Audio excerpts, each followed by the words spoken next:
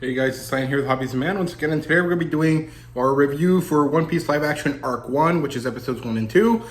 It took me longer than I thought it would to get to this place because I had a lot of other stuff to record and a lot of other stuff going on in my life this week, and so I didn't have time to record it until today. And actually, I actually thought I had already recorded it and I just needed to edit it, and that happened to not be the case. So sadly, this isn't purely my own opinion. A lot of this is going to be my opinion plus shifts in my opinion thanks to the fact that I've been consuming a lot of content recently about people's opinions about the first few episodes of the series, right? So it's not going to be purely my own thoughts. A lot of it is going to also be incorporating ideas and thought processes that came to be thanks to me listening to other people, right? And because of that, I do actually want to recommend that you guys go watch Christian Harloff or Dan Murrell. These guys are usually Hollywood, geek pundits. So they usually talk about Marvel and sci-fi and fantasy type stuff. And One Piece is big enough and was important enough to Netflix that they actually started watching it themselves. And so Dan Murrell did a non-spoiler review about the whole series, and Christian Harloff recently started doing a reaction series where he goes through the episodes, right? So I recommend you guys watch those because I think they'll be really, really useful if you're a fan that doesn't really understand why they made changes. And seeing people that are not really keyed into the manga sphere talk about these shows and actually enjoy these shows might actually help you enjoy the show without having that whole I've been a fan of One Piece forever and this doesn't feel the same as it does to me kind of feeling, right? It might help you get over that, and it might actually make you enjoy the One Piece series, the live action series, a little bit more than you did before, right? Assuming that you're someone that doesn't really like it and that you're open to kind of changing your mind about it, right? So yeah, I did my first impressions review of this based on the first episode. This is going to cover both episodes, so some things might be repeats of what I said before, and hopefully I do actually add new things, new valuable information that you might enjoy. So let's do the rundown here, and I'll weave in my thoughts as we kind of go through it, right? So here it opens on Garp and Roger, and I think adding Garp into this part of the story, one, makes sense because Garp and Roger were friends, but two, also allows you to be introduced to this big, figure right from the get-go, and then helps weave this story, Garp's story, into the story of Luffy, right? So I like this. However, I think that even though the casting is really good, a few moments in this first scene with Roger being executed were not that great, specifically when he gets stabbed, and the fact that he never once mentions the One Piece, but also the fact that he doesn't feel mythical the whole time. He doesn't feel like this great figure because you see him be stabbed and die like anyone else, right? And so, yes, ultimately he is a man more than anything, but he's also supposed to be this mythical figure that starts this pirate era, right? He is supposed to be larger than life, maybe not necessarily in the same way that other pirate characters are, like Jack Sparrow, but like something different, something much more mythical and important and awe-inspiring. And him being killed here doesn't do that, right? Of course, technically you could say, well, we know he's executed, so that removes that part of it, but there's a difference between knowing something and seeing something. And so showing that actually, I think, is negative. I think it was not a good idea to actually show him get stabbed. I think they should have kept it where he just shows off, and then, there's a moment where you hear like a thud or something, and then people go out into the world, right? So that's just my little thought process there. It's a pretty minimal thing, but I do think it was pretty meaningful. And it's a negative that we kind of have to get over, right? So yeah, then we move over to a new scene where Luffy is actually expositing. He's, talking to himself, but not really because he's talking to a news coup.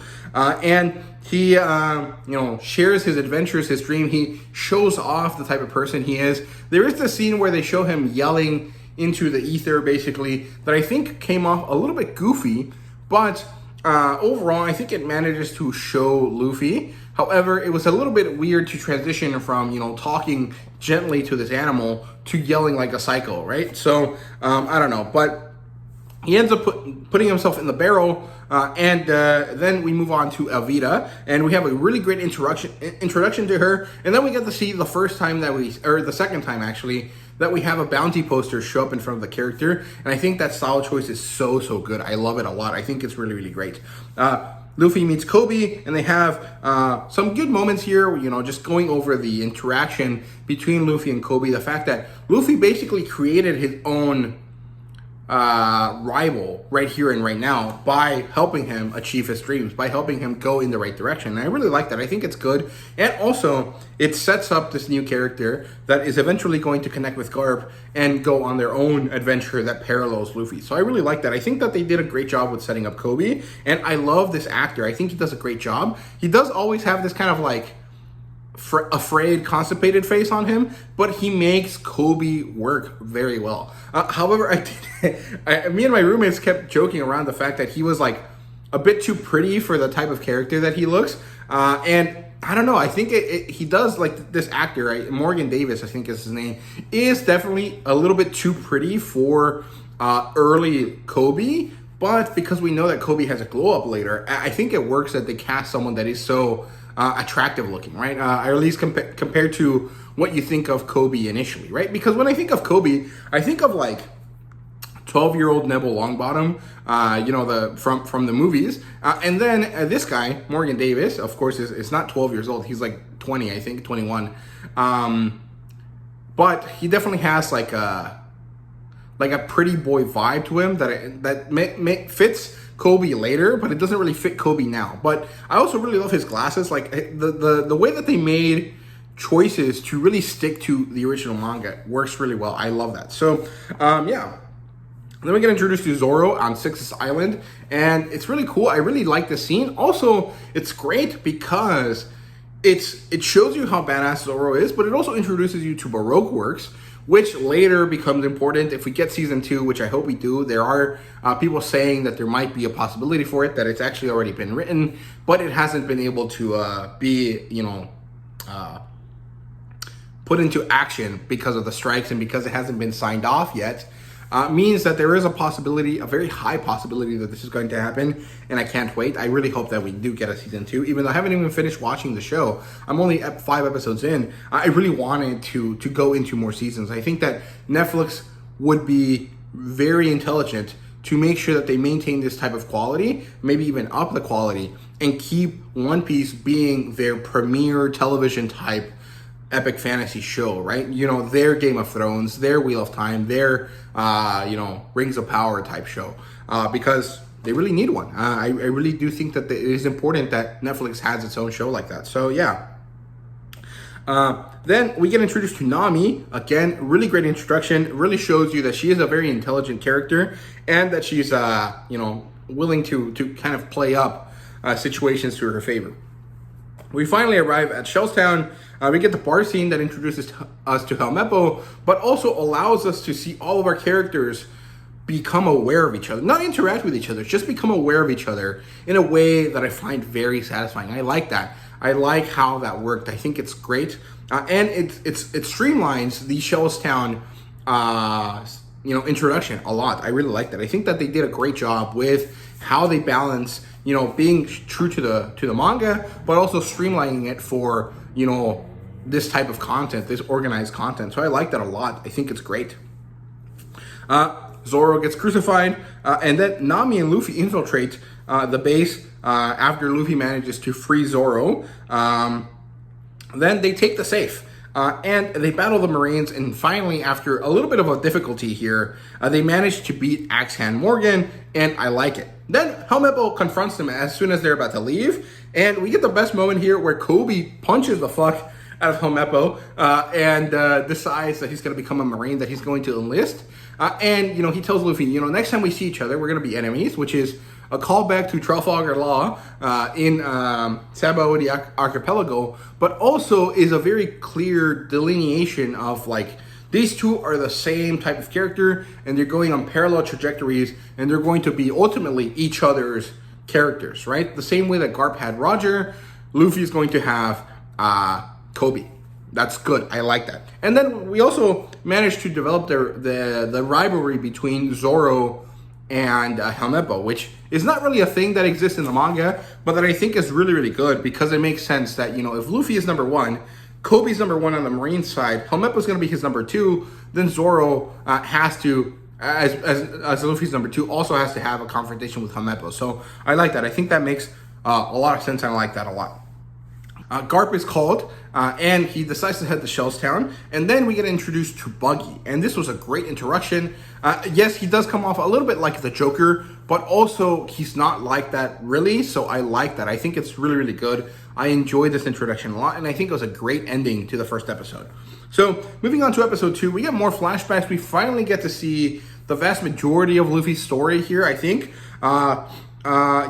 He gets the hat given to him at the end of the second episode, which works. However, I don't think it hits as much as it does in the manga, partially because Shanks doesn't really have that many chances to interact with Luffy because of the flashback setup that we have. However, ultimately, I think if you're a fan, you'll probably enjoy this scene a little bit more than if you're a first-time watcher. However, as we go through the story, as we get more seasons, it might make sense that, this scene gets referenced a few more times throughout, and eventually we do get that same feeling that we get from the manga in the show through repetition, right? So I think that's good.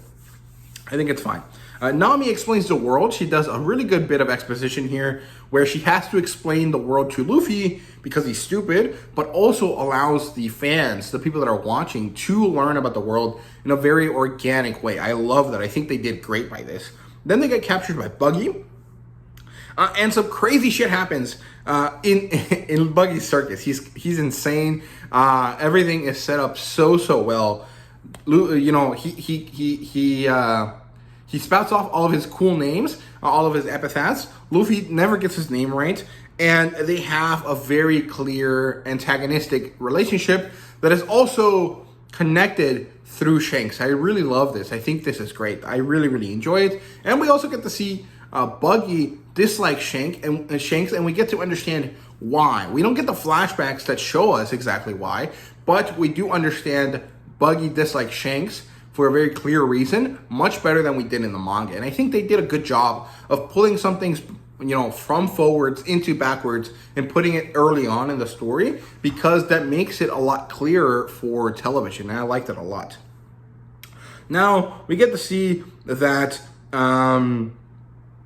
we have Kobe with the Marines. He has signed up. He is now a cadet at Morgan's base. Garp shows up at Shellstown. He takes Kobe, he talks to him about, the fact that Luffy is a problem and that, he showed up with Luffy.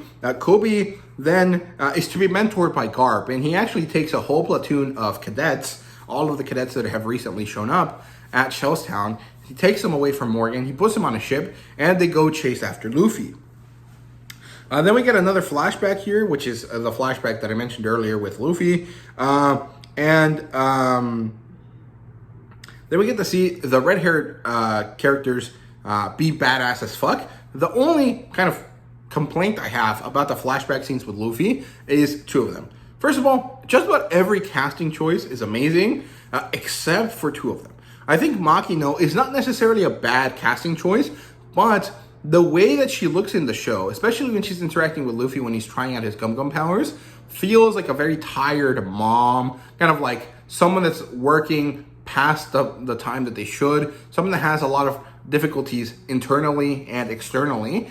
She seems run down, which is not the type of feeling I get when I see Makino. I usually think of like an older sister, motherly figure, instead of like a rundown woman that's trying to survive type of figure. So I think that they could have done a little bit better with maybe her makeup and not necessarily the casting to make her seem much more, youthful and gentle. But I enjoy her interaction with Luffy. I think it's good. The other thing is Ben Beckman. He looks like a pirate, but he looks more like, Mr. Gibbs from Pirates of the Caribbean than he looks like Ben Beckman. Yes, Ben Beckman is technically older than Shanks. I think he's actually 40, where Shanks is like 25. But he's the only person on Shanks' crew that looks like he's going to keel over relatively quickly. And that kind of sucks because he's supposed to be like the second coolest guy on Shanks' crew, right? So I don't know. I think that there could have been a better casting choice with him. And honestly, if they do get a season 2 and we get another interaction with him, it might be that he actually gets recast. It's not that big of a deal for a character that doesn't show up that often to be recast. But I would like to see the consistency of having all the characters, be played by the same actor the whole time. The other thing is that I love Lucky Roo and Yasop in this. There's problems with Yasop leaving Usopp behind, but I like that they focus on him here because this ties in directly to the next arc, with the fact that, we know who Yasop is because he has this bandana with his name on it, and we get to see him do a cool scene, and then that connects with Usopp later, and then Lucky Roo is awesome. He just beats people to shit with his, piece of meat, and I love that. I think that's so funny. I found that hilarious. And my roommates thought it was fun as well. So I like that a lot. We also get to see Luffy eat his devil fruit. And I think we also get an explanation of the weaknesses of devil fruits. Basically, they made a contract with the fruit. They gain power, but they lose access to the ocean. And, it's a very problematic thing. However, I do think that the way that they showed this, by putting Luffy in a tank, doesn't work that well. Because Luffy doesn't really look like he's struggling that much. Like, yes, he's having a difficult time, but not necessarily any more difficult than anyone else that might be shackled in the tank of water would have, right? So I think they could have done a little bit better with the acting there to cement the fact that Luffy basically feels like dying, right? However, I do like that when the water breaks and Buggy gets doused with it too, he also falls to the floor and has a difficult time getting up. So I think they did a good job at subtly pointing that out. However, he dries up really quickly and he then gets to use his powers a lot. It doesn't come off as well. However, there is that subtle element there that, he is weak for a portion of the scene because he's also doused in seawater. So I like that. Then they free Orange Town in a really cool fight, and a very intelligent fight, where they managed to stop Buggy from reconnecting thanks to putting all of him in different chests in different areas, right? And we also get to see the hilarious scene of Buggy being condensed to like just his feet, his arms, or his feet, his hands, and his head. And I found that hilarious. I thought that was great. And so they finally managed to free Orange Town. We get to see Luffy express the fact that he's not that type of pirate. He is a good man. And Nami react to this very positively. And they're finally off to sea. And we get to see the beginnings of Nami's betrayal here because she uses a tiny Denden Mushi to call someone secretly. So, yeah, overall, really, really good stuff here. Buggy is a standout. I am happy with the pacing very much. Like, I think they did a great job with it. However, some of the stuff they cut, I'm sad about, not from the fact that, why didn't they include it? Because I understand why. But because I would have liked to see it in person. Like, Chow Chow, Luffy interacting with Chow Chow directly and kind of hinting to the voice of all things early on, I think would have been a great thing.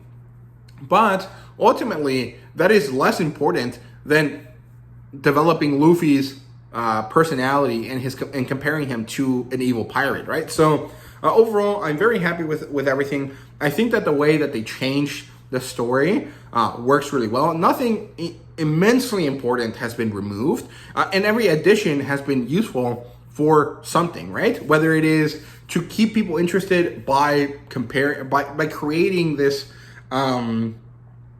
this secondary plot line, and actually maybe you could say that there's actually more plot lines because of the flashbacks, in order to make the story much more in line with prestige television, like House of the Dragon, or like Game of Thrones, or like Wheel of Time, or like The Rings of Power, where there's like this weaving of multiple, stories based on the way that they used to do historical shows.